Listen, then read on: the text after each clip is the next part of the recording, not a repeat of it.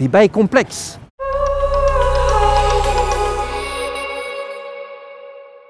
Je ne sais pas si vous avez la même sensation que moi, mais je trouve qu'on est assailli en ce moment par certains mots-clés qui reviennent sans arrêt. Intelligence artificielle, machine learning, réseau de neurones profonds.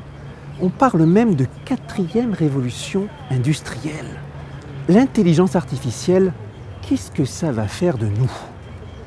Certains pensent que ça va nous doter de super pouvoirs, nous permettre d'être conduits par des voitures qui roulent toutes seules, de guérir le cancer, ou encore de communiquer dans n'importe quelle langue.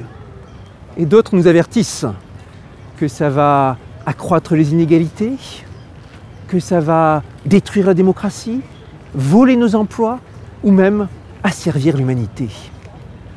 Et les plus avisés disent que ce qui compte le plus peut-être, c'est pas l'intelligence artificielle en soi, mais notre relation avec l'intelligence artificielle.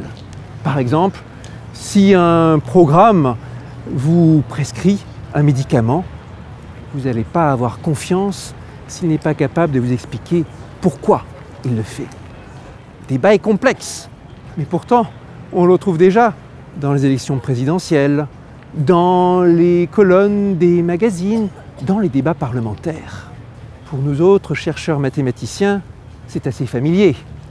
Régulièrement, je participe à des colloques où on parle de ces thèmes. Cette expertise, cette culture, je suis sûr qu'elle sera utile quand il s'agira de débattre à l'Assemblée des propositions de loi qui sont liées à l'intelligence artificielle. On n'a jamais vécu dans une époque aussi mathématique que maintenant. On utilise des algorithmes pour optimiser la production, ou bien pour préparer la médecine de demain, ou encore pour étudier le changement climatique. En fait, toutes les entreprises, ou presque tous les secteurs, cherchent à recruter des mathématiciens et mathématiciennes. Tant et si bien que l'institution américaine CareerCast, qui travaille en prospective, a classé le métier de mathématicien comme numéro 1 sur sa liste de métiers d'avenir.